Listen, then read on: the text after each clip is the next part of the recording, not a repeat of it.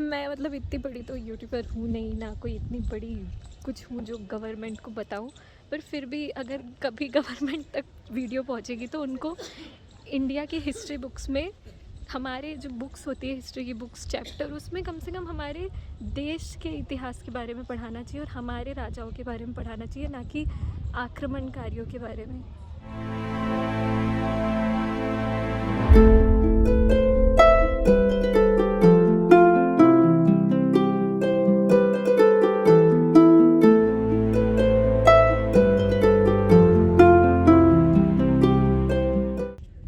मैंने अभी वहाँ पढ़ा, ये 1232 एडी में इसका यूज़ हुआ है।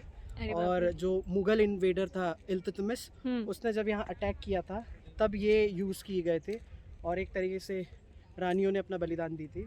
हाँ, देश के आपके मैं वही बता रही थी कि हमारा इतना सा हाथ भी जल जाता है तो हम मतलब मैं भी इतनी, यानी कितना दर्द कितनी जलन होती है और हम सह नहीं पाते हैं। और जौहर करना तो बहुत ही हिम्मत की बात है। हमारे जो पूर्वज है, जो एंसेस्टर्स हैं, वो भी जोधपुर राजस्थान के थे, तो उसमें भी हमारी जो परदादी है उन्होंने, वो भी सती हुई हैं। ऐसे 5-6 हमारी जो परदादियाँ ये सब थे तो वो भी सती हुई है। तो मैं और सबसे बुरी बात ये लगती है कि इतनी, यानी हमारी जो इंडिया की का राजपूत जाग गया। हाँ, हमारी इंडिया की जो इतनी डीप हिस्ट्री और इतनी ज़्यादा जो लोगों को, मतलब हम इंडिया के हैं तो हमको इंडिया के बारे में जानना चाहिए, हमारे राजा महाराजा जो थे हमारे, उनके बारे में जानना चाहिए।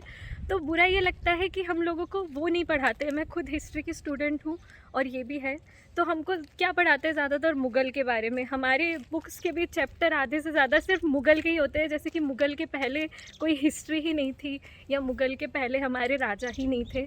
तो ये बुरा लगता है। ये चीज़ें पढ़ाना चाहिए जो इतनी सारी चीज़ें यहाँ इंडिया में हुई है। Oldest civilisation India, oldest civilisation हिंदू सभ्यता है। अब जैसे ये जौहर कुंड के बारे में हम सिर्फ यहाँ पे देख के पढ़ रहे हैं, बाकी हिस्ट्री की बुक में तो बिल्कुल नहीं पढ़ाए।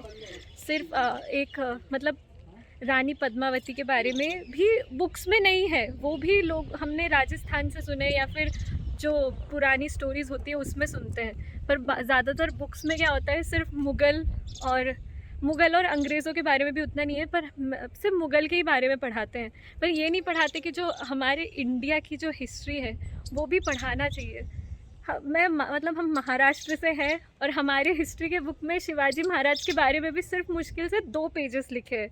तो ये बुरा लगता है जब हमारे इंडिया के, हाँ, हमारे यानी अपने इंडिया के राजाओं ने इतने बड़े बड़े महल बनाए, इतनी सारी उनकी स्टोरीज़ इतनी हिम्मत वाली होती है, वो पढ़ाना चाहिए बुक में। मैं हमेशा यही सोचती हूँ। मैंने हिस्ट्री बहुत अच्छे से ली थी और मैं बहुत खुश थी जब मैंने हिस्ट्री ली थी, पर उसके बाद जब मैंने बुक्स में पढ़ना स्टार्ट की सिर्फ मुग़ल के बारे में, तो मेरा ना इंटरेस्ट भी ख़त्म होता गया और गुस्सा आने लगा, क्योंकि मुग़ल के बारे में पढ़ने की कोई चीज़ ही नहीं है। मुग़ल पढ़ने लायक चीज़ नहीं है। उसके बारे में डिटेल में जानना। हाँ, जिन्होंने हमारे देश में आक्रमण किए, इतनी सारी बुरी चीज़ें किए हैं, उन्होंने हमारे मंदिर तोड़े हैं, हमारे राजा महाराजाओं को इतने क्रूरता से मारे हैं, तो उनके बारे में हम पढ़ते हैं। पर जो हमारे राजा महाराजा है जो यहाँ पे रहे होंगे, उनके बारे में हमने कुछ भी नहीं पढ़े और ना बुक्स में पढ़ाया जाता है। वो तो गूगल है तो बहुत सी चीज़ें जान लेते हैं। तो मैं काफ़ी ज़्यादा गुस्सा हो जाती हूँ जब ऐसा कुछ होता है। तो जो इन्वेडर्स आए होंगे उन लोगों ने हटा दिया। अब ये शायद कोई मंदिर रहा होगा, क्योंकि ये मंदिर ही रहा होगा, क्योंकि ये मंदिर का गर्भगृह है। लोग चले जाते हैं। मम्मी, कौन सा मंदिर है ये? भीमसिंह राणा की छतरी। भीमसिंह राणा की छतरी। छतरी मीन्स क्या हो सकता है? ये छतरी एक तरह से मेमोरी रहती थी। ओके। में मुगलों से ग्वालियर के गोहड़ के जाट राजा भीमसिंह राणा ने सन 1754 में मुगलों से ग्वालियर किले को अपने अधिकार में कर लिया था। सन 1756 में मराठों के आक्रमण के समय उनकी मृत्यु हो गई। जौहर कुंड के समीप एवं जहांगीर महल के पश्चिम में भीमसिंह राणा की छतरी निर्मित की गई। अच्छा, उनके याद में ये बनाई गई है। बल्लू। तो मराठों के साथ युद्ध हुआ था क्या? नहीं, पहले उन्होंने मुगल से किला जीत लिए थे। उसके बाद फिर जब मराठों का आक्रमण हुआ था उस टाइम पे इसमें नहीं लिखा है।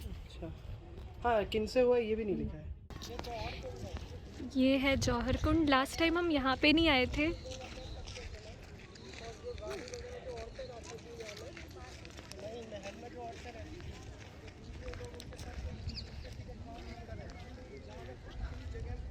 अभी देखने में कितना नॉर्मल लग रहा है, मतलब सिर्फ एक तालाब जैसा दिख रहा है, पर कितनी डेंजरस हिस्ट्री है यहाँ की।